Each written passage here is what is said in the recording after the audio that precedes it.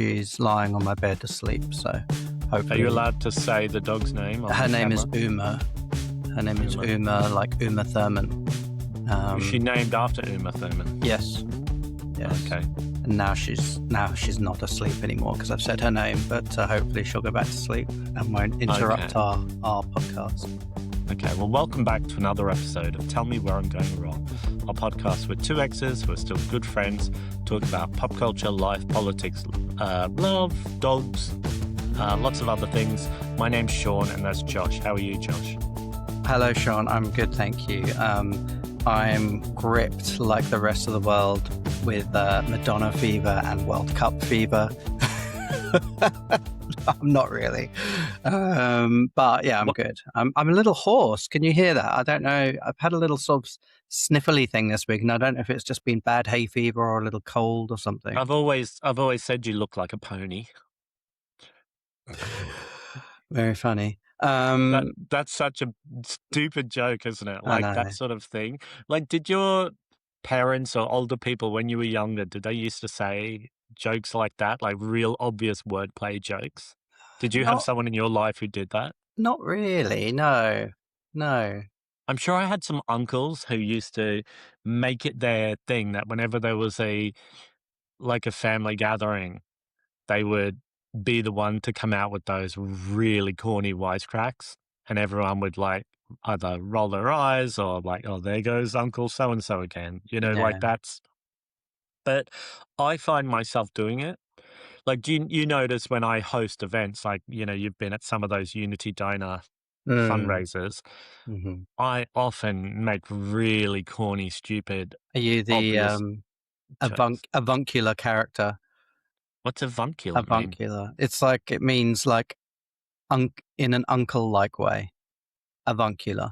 Is that a real word? Yeah, it's a real word. I love it. But I was like, I wonder if you could say avuncular, because you know the term gunkle. Have you heard the term gunkle? Well, can I tell you something about gunkle? Of course. For anyone who doesn't know, it's a contraction of gay uncle. Gunkle. I went to the gym the other day and I was wearing my limited edition Lady Gaga Love for Sale jazz promotional t-shirt available only through the Westfield event. I've highlighted it and showcased it on the pod before. I thought going into the gym, I don't know, like I'm not nervous about presenting as gay. Obviously I'm a very gay person, but sometimes I go in. Not ashamed of yourself. No, certainly not in Pride Month as well. So, but do you ever get this feeling, like we've talked about it before, like when you go into a barber's, you sometimes find yourself like code switching a little bit because it can feel a little bit like not oppressive or like hyper-masculine. Yeah, when there's a hyper-masculine kind of environment, it can be a bit like intimidating. I don't know if that's the right word, but unsettling. Yeah. And so sometimes, like my gym is quite relaxed, but sometimes I just feel that going into the gym space. Like there's a few like weightlifting bros or who I assume to be from their appearance.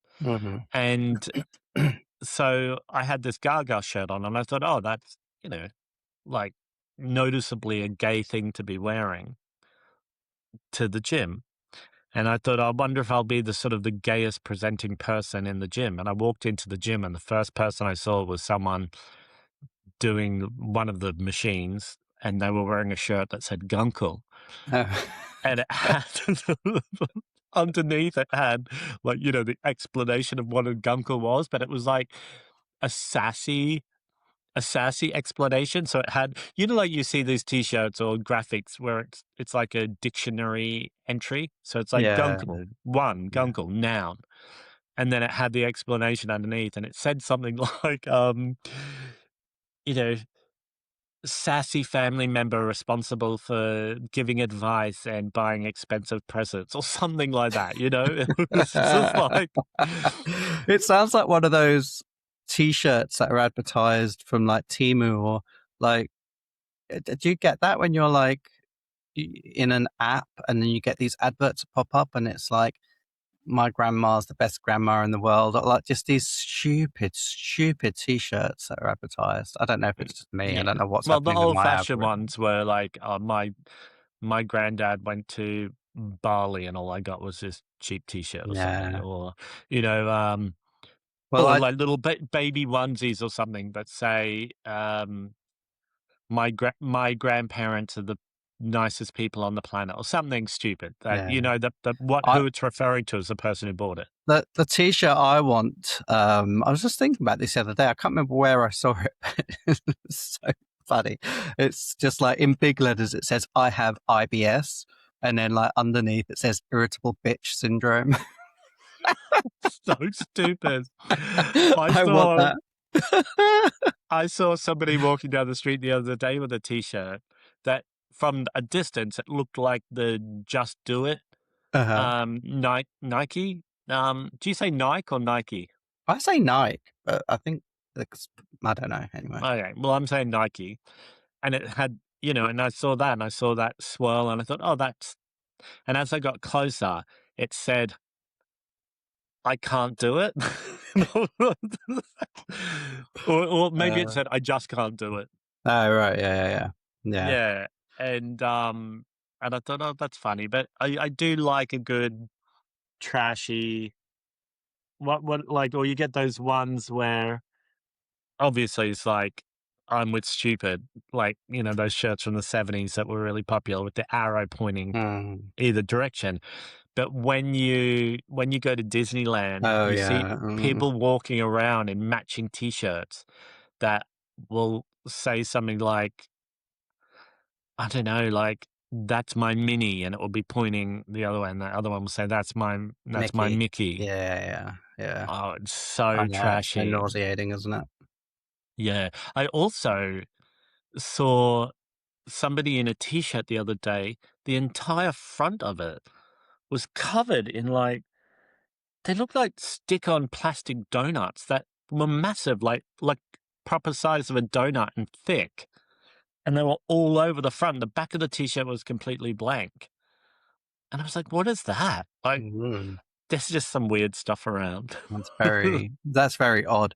Um, but yes, okay, avuncular. But I'm going to start saying aguncula. A guncula. Aguncula. Yeah. It sounds like some sort of condition of the eye.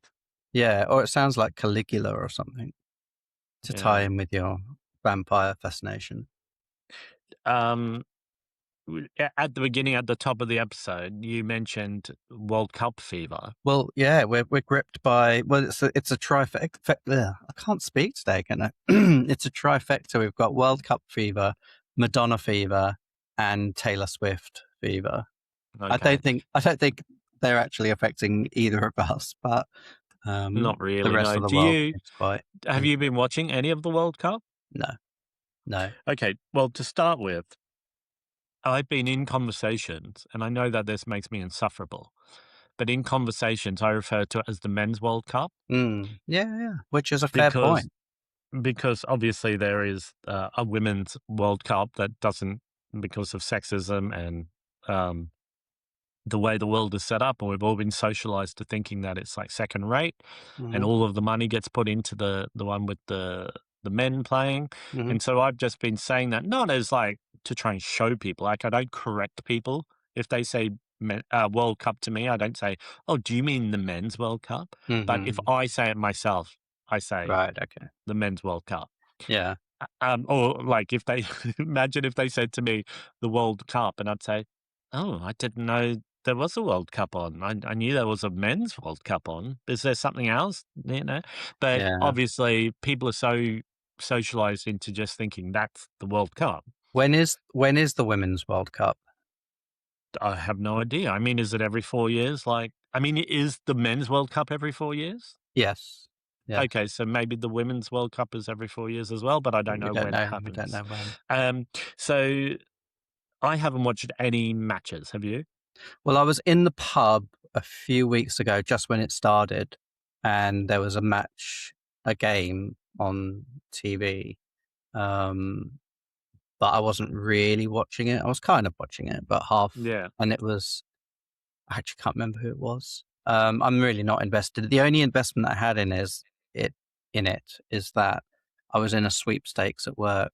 I don't know if I should say that on the podcast. I don't know if it's illegal gambling, but I was in the sweepstakes at work and I drew Germany, and not like willingly. I just drew the names out of a hat, and I got Germany, and I thought, okay, well, Germany might have a good chance of winning, but anyway, they're out, so I'm not winning anything. It just goes on for so long. I mean, it seems to they're still down to, like, they're down to what, the It's the final final 16? 16. Have you watched any of them? No, I haven't seen any Oh, of it. The other night when England was playing, I forget what night it was, but I didn't know it was on, but I could hear all this, like, intermittent screaming from around the yeah, neighborhood, yeah, like, from all of the buildings around me, and I thought, yeah. "Oh, that must be what it is." I remember I was driving somewhere and I was like, "Why is there no traffic on the roads?" It's really like it was like sort of afternoon, wasn't it, or like middle of the day or something. Yeah, And I was thinking to myself, "This is really odd that there's no traffic." yeah, And then I realized, oh, it's because England are playing. But there's a match coming up tomorrow night or tomorrow daytime, yeah. um, which will start at 1 a.m. in London in British time, 1 a.m. on Monday morning. Mm. So the pubs have got special dispensation to stay open until 5 a.m. So, I mean, that match will have already happened by the time our video comes out, Yes. so congratulations to that team who won. Hmm. But the it's between Mexico and England, Hmm. the match, and have it's being played in Mexico, hence the time difference. And Hmm. there was all this talk. Have you seen all the drama on the news how they were gonna move Yeah. the Yeah. the time They were going to make it of earlier. make it earlier? And at first they said it was to do with predicted thunderstorms Mm. in the area, but who knows? But I find it very surprising that the UK government has decided to waive the licensing rules or to change them Yeah, to it's quite allow pubs to unusual. stay open till 5 a.m. on a Monday. I mean, that's such a. I think there's gonna be a lot of people calling in sick on Monday morning. Also, what do you think? Like, if Keir Starmer was the final person to have the say on that, Mm, do you think it's like he just, as he's going out and he's in the throes of being yeah, dragged out by his heels, do yeah. you think he just doesn't want to look like a villain in something like this that appeals to so much of the Maybe that, and population? also maybe he just doesn't care. He's like, "Do you know what? I'm gonna be out of here in a few weeks' time. Like, let them do what they want." I just did a blog post today, and I mean, this won't appeal to anyone listening because it's in the past by the time you hear it. But the vegan pub called the Spread Eagle Hmm. is one of the pubs staying open till 5 a.m. Oh, really? And so Okay. it's on the Sunday, they're going to serve their roast dinners all the way up until 8 p.m. Hmm. And because they normally finish, they normally do them for lunch. And then they're going to stay open until 5 a.m. But And my then, God, like, if you're there to have dinner at 8 o'clock, the game doesn't start for another, like, what is that, 5 hours? yeah, could you imagine the state of people? Yeah, I mean, Monday morning is going to be a dangerous place to be, I think, anywhere in England. Also, at 5 a.m., 4 a.m. or 5 a.m., because the game match, whatever you call it, what's it referred to? A game or a match? Match, Both, game, I right? think It can both. be both. Yeah, yeah, it's changed. So it could end earlier. Like it might not Yeah, go till 5 a.m. I yeah, mean, that's that's only if they go considering, into extra time, I think. Like, yeah, or I'm saying that penalties I'm or whatever. saying that like I know what I'm talking about. Penalties, I think it's called. Um, Um, but, so do you have any preference as to who wins? I could not give a Mm, shit. I wouldn't even shit in a box and put it in the mailbox to send to the NHS. Do you know? Like yeah, I just don't. It's it's. I have somewhat of an interest with. I've been watching all of the videos of the celebrations in Mexico City. mhm, I don't know if you've seen any of them. Every time their national team advances, mhm, the whole main area, do you know where Reformer is and the angel statue? It's hundreds of thousands of people mm. like celebrating and shutting down the Oh, city. no, tell a lie, I think I did see something on Instagram, someone posted, but yeah. So that's interesting to me to see that, and so to know that if they Yeah. win, there'll be I that reaction. I think I would like maybe Mexico to win because they're hosting. They're one of the hosting Mhm. nations, and I have a lot of love for Mexico. But yeah, ultimately, it's just like I don't know. They're all good players, and they all deserve recognition for that. And I hate the Yeah. nationalism that comes with sporting events like that. So Yeah. And I yeah, think it's different for you and me. We've talked about this before, that not really feeling a lot of pride in our sense of nationality because we're from like colonizing countries or hmm countries that are rooted in white supremacy. And so it's hard for us to feel comfortable in celebrating yeah, national pride. Also, I find it weird, like those, however many people are on a football pitch, is it 12 or the squad might be 18 or 24? I don't know what it is, but they're the people doing it. Like the country hasn't done it. You yeah, oh know, yeah, like it's like when there's a tennis player and they might be from the UK or from Australia, and lots of people in that country feel like they've achieved something. And it's yeah. like, I know, no, I that know. person got up at 4 a.m. to train every day all through They've their childhood. And all they've achieved is winning the fucking lottery of where you're born in the world. Like Yeah. that's it. But Um, saying that, I can see, I mean, Hill isn't a very sport, um, you know, enthused person. But I can see that it makes him feel happy to see Mexico get recognition because yeah, it's so often derided on the yeah, global stage, or seen as like lesser than, or yeah, um, yeah, not as good as other countries, or deficient. And so it makes him feel happy to see it celebrated and to see lots of positivity on social media. yeah, exactly. So from I from that point of view, I like that. I wonder whether I believe the England team have been training at altitude because obviously, even if you're a very very physically fit sports person, the altitude in Mexico City is not to be underplayed or not to be dismissed because it's what Yeah, 7,000 feet, I think. yeah. And it's noticeable. Like it's you really do notice it. But I would assume that the England team have been training with that in mind, or all of the teams in the World Cup have been training with that I in mind. I would think. I saw a tweet from Liam Gallagher before where he was saying, I've been to Mexico City and I think it's just fine. Why does everyone keep crapping on about Mexico City attitude? Like bad attitude. And somebody wrote back to him and said, no, I think everyone's talking about altitude. And he wrote back saying, oh, well, that makes sense then. And No, I don't comment. know if he was doing a bit or if that was Yeah, it really, sounds like maybe he was like rage baiting. oh, maybe. But Mm. then in another tweet, he also said if England loses to Mexico, will refuse to play in Mexico for the rest of his life. So Uh, yeah, he's just a bit of a So, but speaking stirrer. about like Mexico's like standing in the world and like always being sort of looked down upon as a sort of underdog, I learned a new term this week, LMIC. Have you heard of that? I'm writing that down. LMIC. No, Mhm. let me. I don't know. No, it means lower and middle income country. Oh, never Um, heard that. no, I'd never heard of it until this week. And so I found that very interesting because there are a lot of, well, not a lot, but there are several terms that are used to describe uh, countries with lower or middle income.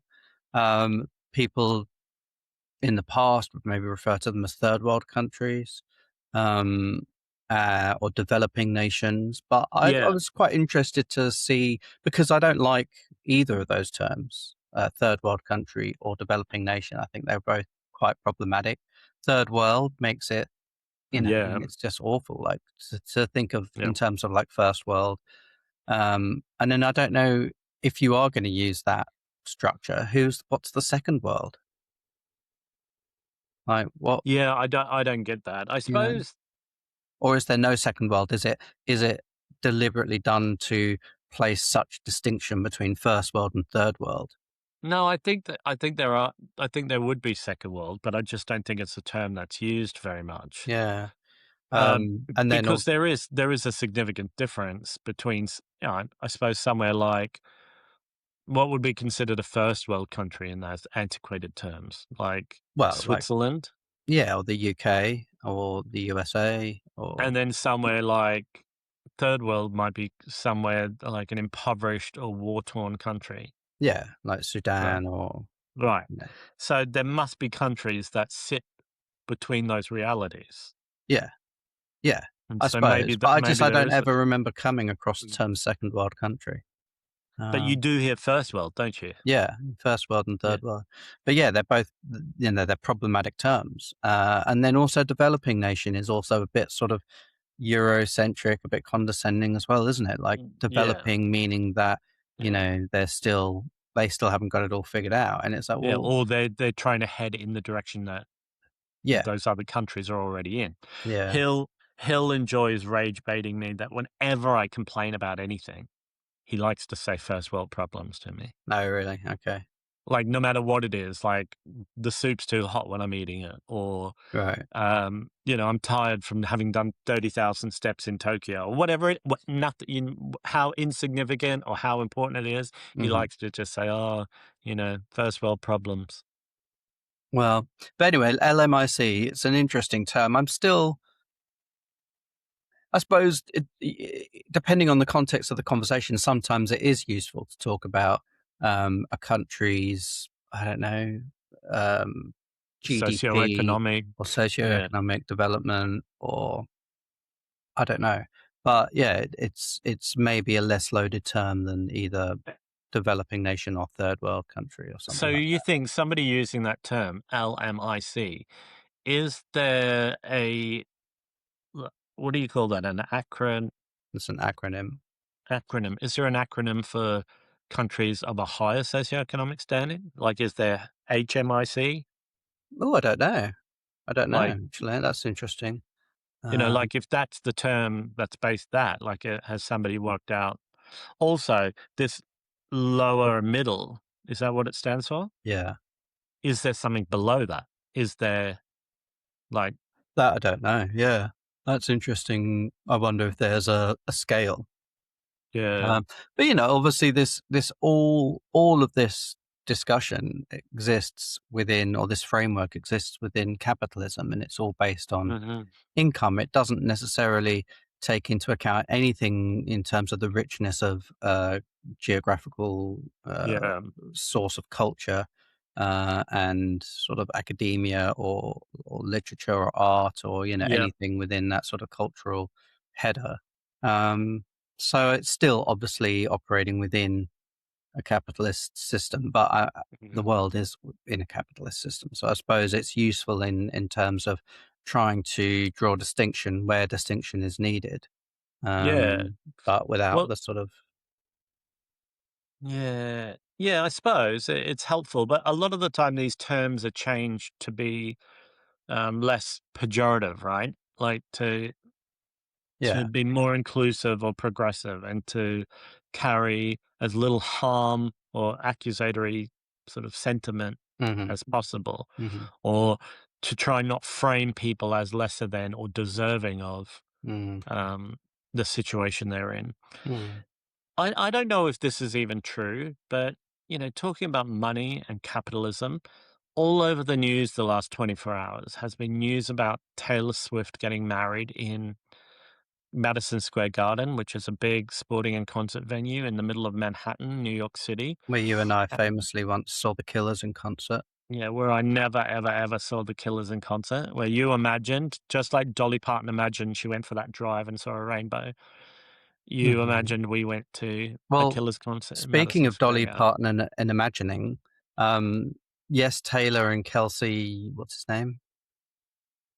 I went to say it's Kelsey Grammer. isn't it Travis Kelce? Travis Kelce. Sorry, yeah, I don't even Kelsey see. I don't.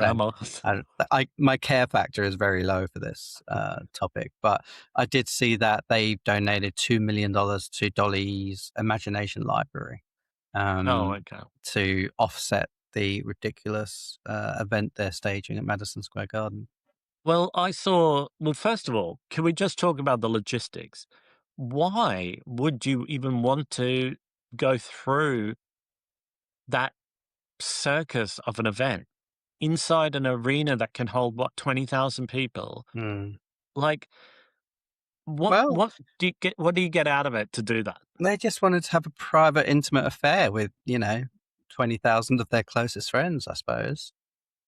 I mean, And yeah, who it would you be doesn't make sense. inviting? Like, if you were a billionaire, and that's what we're talking about here. I mean, I know Travis Kelce, Kelsey Grammer isn't a billionaire, but Taylor Swift is, um, reportedly a billionaire. Mhm. So the cost of putting on that event is negligent to her financial. It's a blip in the ocean, drop in the ocean I guess, yeah. for her. Um, do you think it is a responsible use of that money? And do you have anything to say on that? Like, what are billionaires allowed to spend their money on without it being problematic? It's no, I mean, from a sort of moral viewpoint, I think it's quite obscene to be spending that amount of Yeah. money. Hmm. What's it giving back to the world? And, you could say, "Oh, yeah, but they're donating money to charity." And it's like, well, they could just donate the money to charity and not stage this ridiculous affair. And I don't know. It just, if it was if it was a fundraiser event, if it was doing something like that, I would see some value in it. But yeah, it seems incredibly indulgent and Hmm. incredibly self-serving and incredibly selfish, I suppose, to spend that money on something that's not really giving anything back to the world. And yeah, like I'm struggling to understand what either of those people involved in that wedding or any of the peripheral people like parents or family, what they would get out of that emotionally. How Yeah. that could be any more special than just doing a But small ceremony. I also, but just to sort of balance that out, I also think the same about any wedding, whether you're spending, you know, Mhm. £1,000 or £2 million or £10 million. Yeah. I just think it's absurd. Like, it's truly absurdist to me Yeah. um, to be spending money on a ceremony which is supposed to be a declaration of love. Yeah. I mean, it just doesn't make sense to me at all. So, but I know that obviously people get very caught up in it, and once the ball starts rolling, but you do think that it's odd, even though obviously Taylor exists in a very different world from you and I financially. It's odd that at no point during this did she stop and think, hang on a sec, maybe it's not such a good idea to spend however many millions of dollars she's spending on this. Um, but Yeah. anyway, maybe I'd think differently if I was a billionaire, but I don't.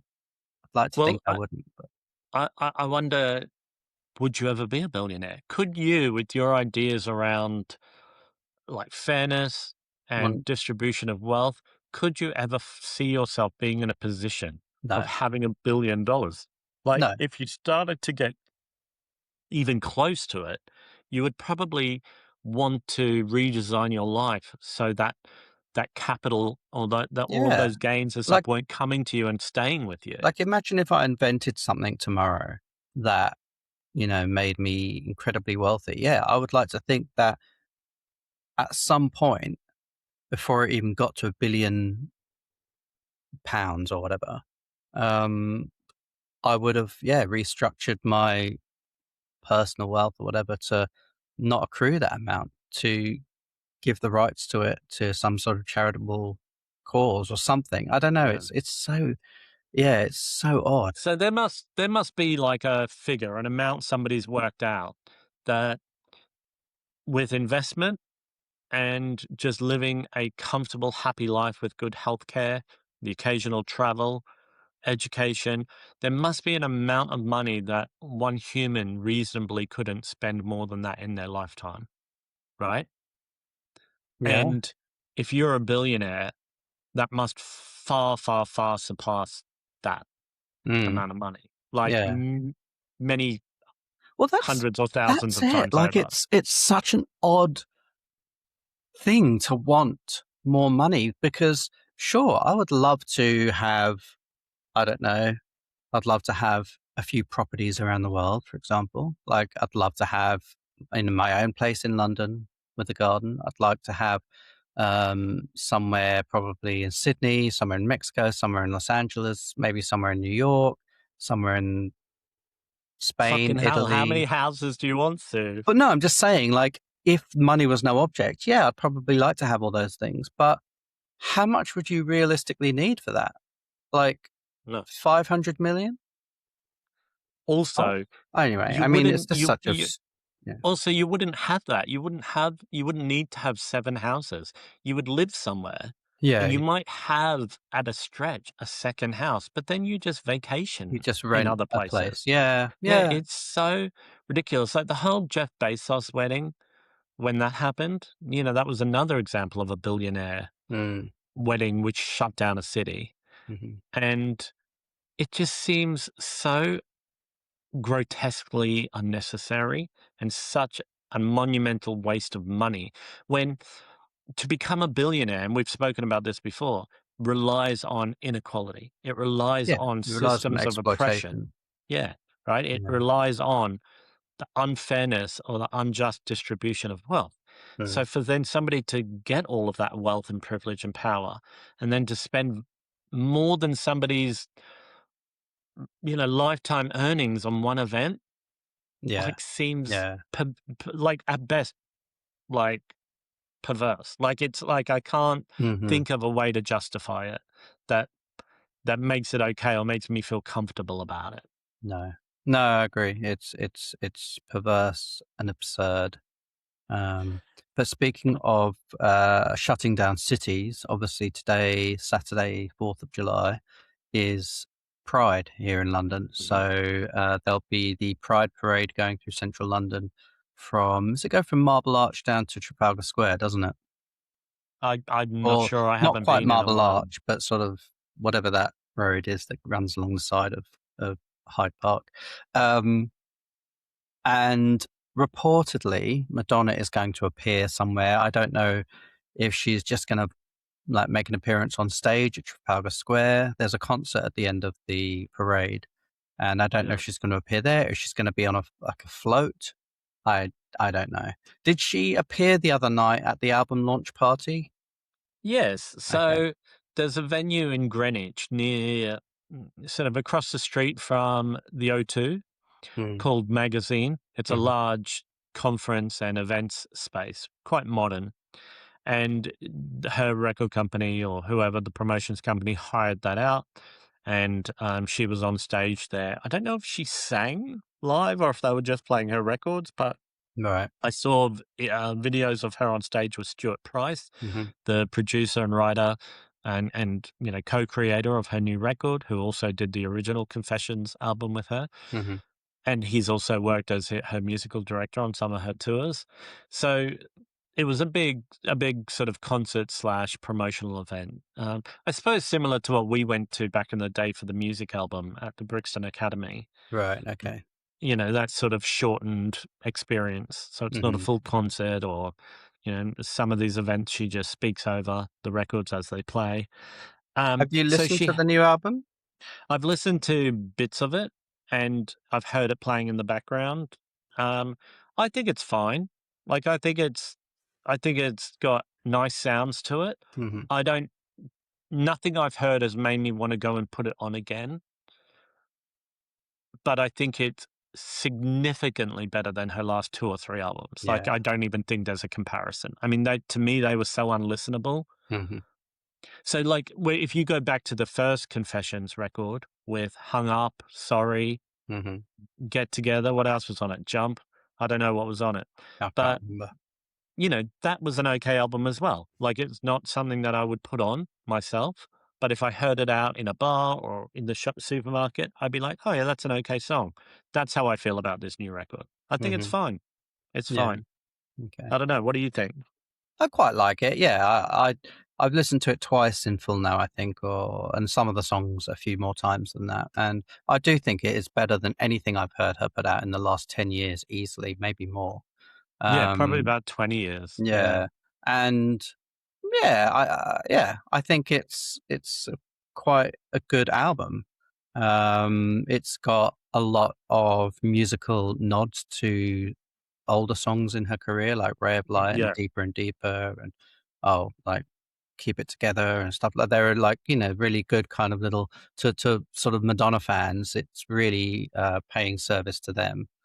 yeah, Um, yeah, it's been interesting to see because Madonna, we've talked about her on the pod a lot of times, and we've always said, she's really constructed barriers around her and her personal life, and um, that has seemingly all gone out of the window for the promotion of this album. She's been doing so much promo, like um, that video that she recorded in her London home talking about her most treasured mhm. possessions, including a Frida Kahlo painting.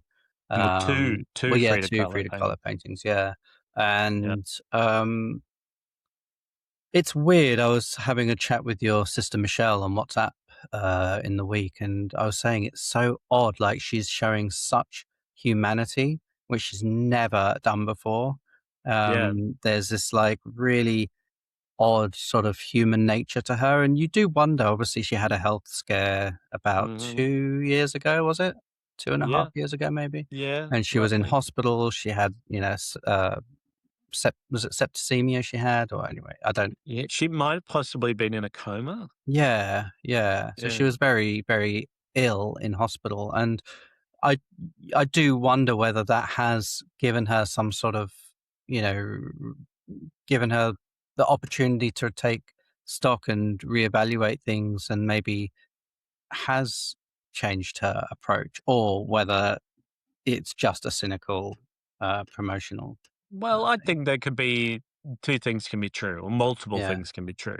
I think she is working overtime because she wants to sell a product. Mm, I think she enjoys what she does to a degree, mhm, but yeah, the sort of part of it, the disconnect for me is there. She lacks a certain sense of humor or self-deprecating humor, mhm. and it's hard to. The more I've gone in my life, the harder it is for me to identify or feel a connection with like a personality like that. I don't know her, of course, at all ever, but like we were talking about. She did an interview with Graham Norton recently, and she just seems so unable to just let go and Mm, laugh and relax and be funny. And mhm. when she does, it feels very forced. Yeah. And as a very stark contrast to that, her like Kylie Minogue popped up as a guest in this interview as well to make a few jokes. Mhm. And the rapport between her and Graham Norton, like Kylie and Graham, was so much more relaxed and natural and irreverent and funny Yeah. even for those few Yeah. seconds, that it made Madonna look even more awkward. Yeah. Yeah. And I don't know if that Madonna, comes from a fear of not wanting to look stupid or not wanting to be played for the fool. I don't know where it comes from. well, she takes herself very, very seriously, and that's fine. Like, but it doesn't give out a sort of a lot of warmth. Um, But I thought it was interesting listening to the album that there was, not on every song, but through quite a lot of the songs, there was a very much a reflective tone in that, like a looking back on her life Yeah. and visiting her past and talking a lot about that, which she's not really done before. And she's never, there's been no bio. Well, I think she has. You think Do you of think? like the Like a Prayer album, Oh Father. Yeah, true, She true. had a song on Yeah. there till death do us part about her marriage breakup Yeah. And to. promise to I think try. she's been And that, quite good uh, at yeah. bringing personal things or, But she's not done like that in a long time. She's not. on well, you haven't really dug into some of those albums probably have themes about her life. Like even on American Life, like one of the last albums that you and I listened to, she had a lot of songs about like her personal life, her spiritual journey, her family. Like she had a Mm, song about her mum and her dad and, you know, like her partner, like Guy mhm, Ritchie at the time. So I think that it's a little heavy handed sometimes when she does it. I don't think she's the most poetic person with lyrics. Like she's no Amy Mann or mhm. or whoever else. I can't think. Amy Mann just popped into my head. She's no Taylor Swift. But it I think she does try and make it personal. And of course, there are some just sort of four on the floor dance tracks and stuff that she does throughout her career, or things that are just pop for the sake of being pop. But I think she's always tried to put some meaningful things into her songs to Mm, varying degrees, whether it works or not. But I don't know. It just because of the limitations. This sounds really mean and judgy, but because of the limitations around of her ability to craft lyrics and deliver them, yeah, you hit a ceiling very quickly, in my opinion. You know, it doesn't feel like that she's got much more in the tank or many other directions to go in. okay. Yeah. Does that sound mean? Well, I mean, a little, a little caustic, perhaps, but you know, Well, what do you Madonna. expect? What do you expect from a guncle on the loose? Yeah, and a guncular character. Uh-huh. It was a very aguncular, that opinion. Well, I'm interested to see like where Madonna goes next. I wouldn't say it's reignited my fandom or anything, but I'm quite curious to see whether this sort of more human side of her is just a fleeting marketing ploy, or whether she will become a little more accessible, a little more human to for the rest of her life and career and everything. But I mean, she doesn't need to be accessible, like all access all areas for anybody. But I think she lives in this limbo between wanting to be a really profound and um, poignant artist who speaks to people, Hmm. but with this sort of humorless or detached persona, and it's been over the decades, it's been very hard to match them and bring them together into one cohesive piece. Yeah, So yeah. yeah, and if she hasn't done that by the time she's nearly 70, right? She's She's 68. Oh, 67. yeah, She'll she'll be be 68 68 in next month. August. Yeah. You know, this is the way she is. And Mm, if you go back and you look at interviews or things from her past, she has really been like this her whole life, mm, and from a public facing persona. Even if you go back to something where we think it was her being a bit more off the wall or irreverent, like Truth or Dare, the In Bed with Madonna film. If you look at that now with your grown up lenses on, she looks very awkward and a little bit mean throughout it. Like not yeah. being able Well, to yeah, connect with people around her. there is no self-deprecating humor in it. The only humor seems to be like picking on people humor. Yes, That's yeah, her thing. yeah. Um, and so yeah, like whereas yeah, I do think that something that a lot of people find endearing is a bit of self-deprecation, or the ability to laugh at oneself is Yeah. And very and I think, human yeah. and endearing, and she seems to And lack that completely.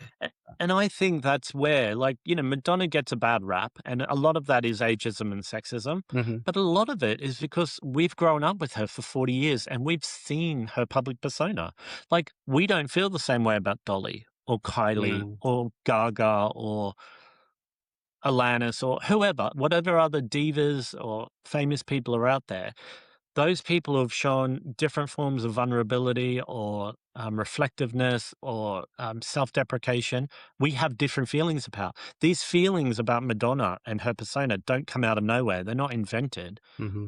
And we're people who have idolized her at different parts of our life. Yeah. And we feel this way about her. There's some truth to it. But also, I'm incredibly happy for her. If she's doing what wants to do, Mm, and she is celebrating her life and her art and living her the way she wants to live, that's fine. No problem. All the power to her. The uh, only thing I'd circle back on is if she's almost a billionaire, like the reports say, I don't think that's cool. Like mm, there's mm, no need for people to be billionaires. Even if she's caring for like 7 children or giving back to charities, I don't know if she needs to have hundreds and hundreds and hundreds of millions of dollars mm. extra on top of those pursuits that she's doing. Yeah. That's Well, my opinion. no one does. No. All Yeah. right. Well, we need to wrap up. I don't think there's any danger of either of us becoming billionaires anytime soon. Well, you But never know. if we ever do, there'll be this historical document will be online for people to hold us to account. But I doubt that's ever going to happen. So, and just remember, there's never been two more self-deprecating people who might potentially become billionaires. We're right up there. Two more self-deprecating aguncular characters. Mm-hmm. All right. Well, we will be back in your feeds this time next week. Thank you for joining us again. And let us know what you think of the Madonna album if you have a chance to listen to it. And let us know what you think about Billionaires, and let us know what you think about the World Cup, whether you care, don't care, or you have mixed feelings like we do. We'd love to hear your thoughts. Okay, folks. We'll see you next week. Okay. Bye.